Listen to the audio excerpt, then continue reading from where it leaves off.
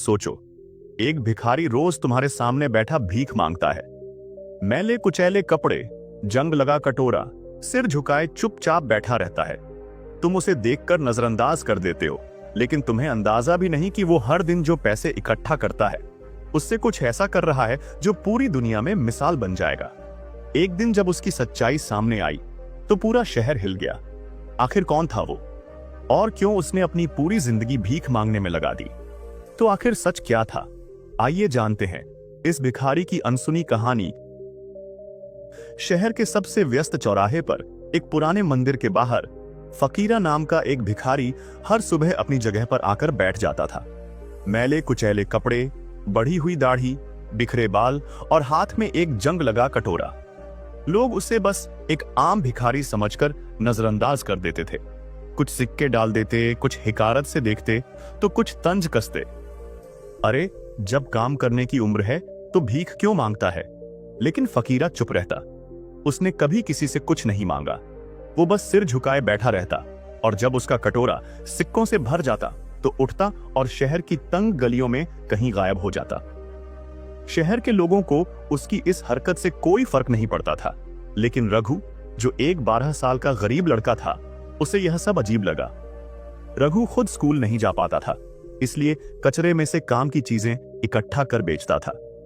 एक दिन जब फकीरा सिक्के लेकर उठा तो रघु ने चुपचाप उसका पीछा किया। फकीरा संकरी गलियों से होकर एक पुराने जर्जर मकान में पहुंचा। रघु ने खिड़की से झांककर अंदर देखा और उसकी आंखें फटी की फटी रह गईं।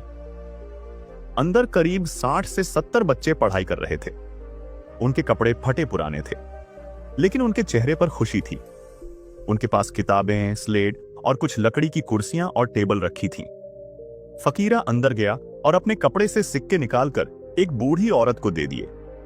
बूढ़ी औरत ने आशीर्वाद देते हुए कहा, भगवान तुम्हारा भला करे फकीरा, तुम्हारी वजह से ये बच्चे पढ़ पा रहे हैं।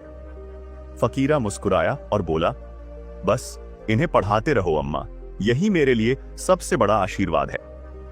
रघु ये सब देखकर हैरान था।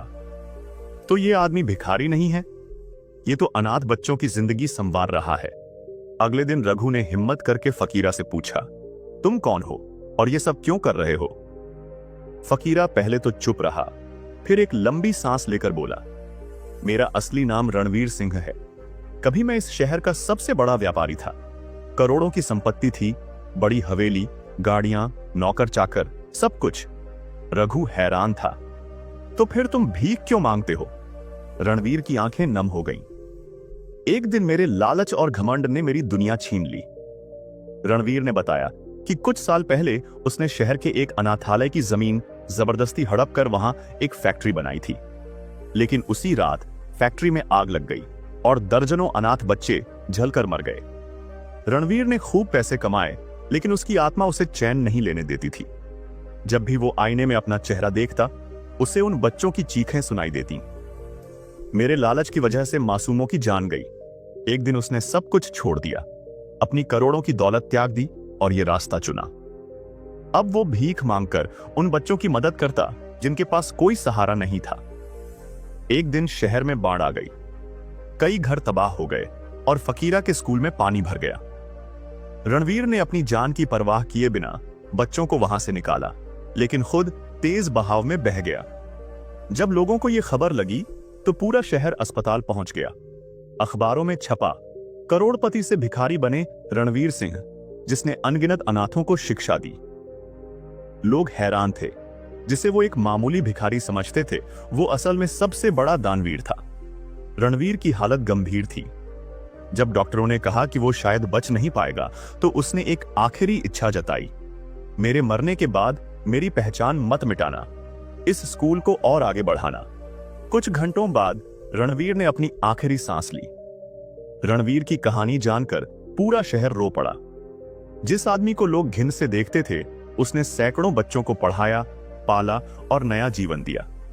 रघु ने कसम खाई कि वो इस स्कूल को बंद नहीं होने देगा।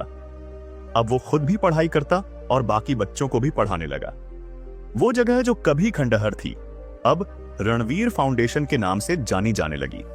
आज वहां हजारों अनाथ बच्चे पढ़ रहे हैं। सीख, असली हीरो वो नहीं होता जो नाम कमाए, बल्कि वो होता है जो गुमनाम रहकर दूसरों की जिंदगी बदल दे। रणवीर चला गया, लेकिन उसकी कहानी हमेशा लोगों के दिलों में जिंदा रहेगी। रणवीर की ये कहानी हमें सिखाती है कि सच्ची महानता नाम या दौलत में नहीं, बल्कि दूसरों की जिंदगी बदलने में है। अगर आपको ये कहानी प्रेरित करती है तो इसे शेयर करें और कमेंट में बताएं, आपके हिसाब से असली हीरो कौन होता है।